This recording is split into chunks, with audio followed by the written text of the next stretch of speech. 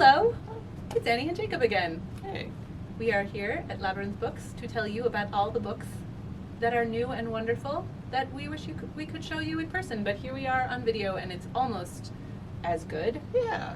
So we're going to talk about YA, and we've got some new hardcovers and some of our favorites that are newly out in paper. So Dragon Hoops is a nonfiction graphic novel by Gene Yang, who is Gene Yang. He's super cool. Yes. All American born Chinese, and did he win the Newbery for Boxers and Saints? I won something for Boxers and Saints. He was the national ambassador for young people's literature. He's a smart guy who writes great books.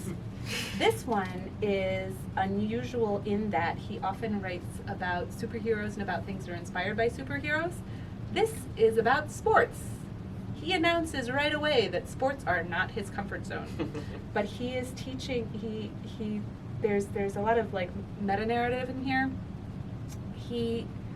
At the time that he started writing this, he was teaching at a Catholic school in California, and in between projects and trying to figure out what the next project was. And all anybody in the school could talk about was the basketball team. Because they had a great basketball team, they were trying to make it to states. And so this is he makes his project to find out about the basketball team. He tours with the basketball team, he talks to the kids on the basketball team, he learns a lot about basketball, he starts to understand why people get so excited about basketball, which was nice for me because I sort of needed to be brought along. Like, I haven't watched basketball since Michael Jordan. Hi, I'm old. And my son really likes basketball, and I'm just like, sure, that's great. Yeah. I'm glad that you are enjoying a sport. This is fascinating.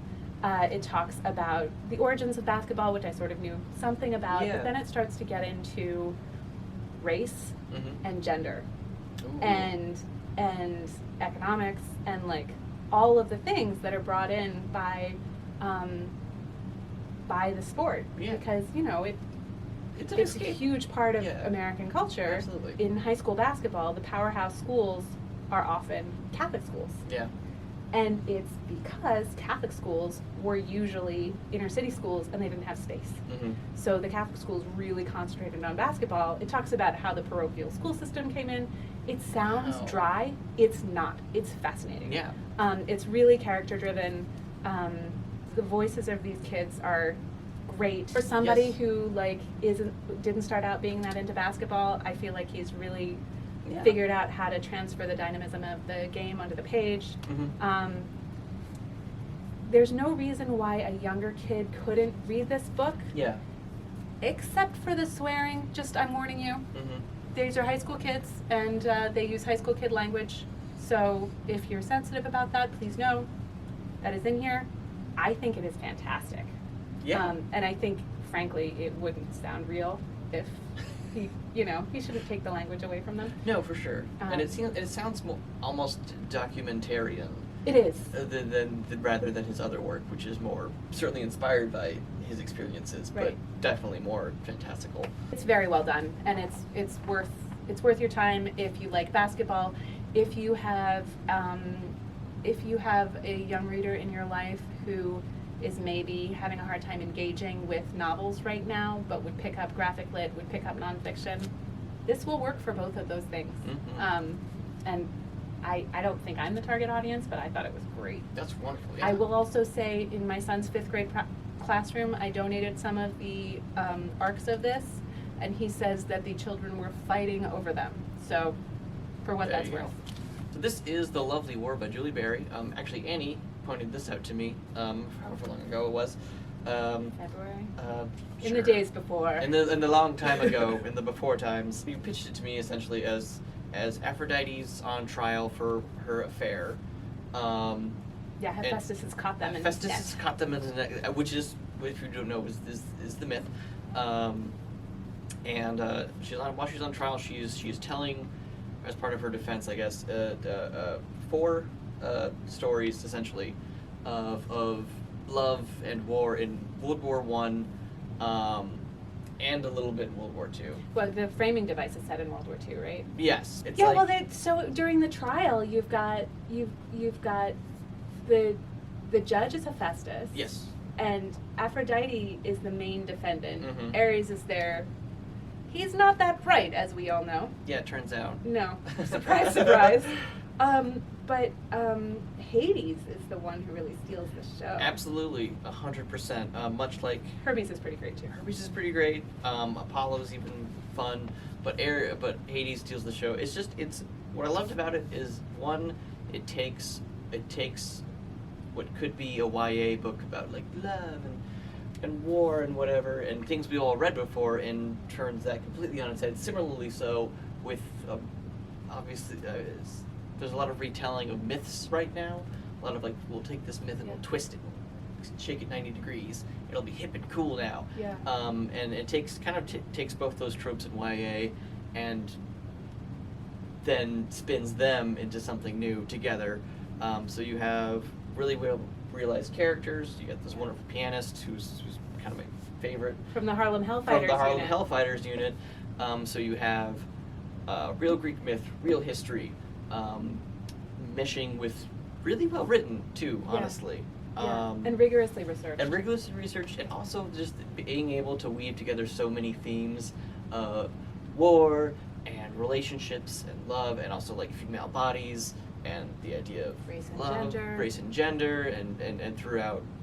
It's wonderful to see such an interesting take on so many things that we've already seen before. So I really enjoyed it. It Yeah. was just very different, and I absolutely loved it for that. And it's so smart. It's one of these things where like the Greek gods thing could have felt gimmicky, Could have. but because there is, as you say, there's a lot of it happening right Mhm. now. But there's something really at stake when she talks about, Yeah. you trivialize these love stories Mhm. because they're too female. Yeah. But here is what's at stake, and here is what's driving all of this. Yeah. And it's just so beautifully done. It's really well done. It's one of the most fascinating things I've read across genres recently.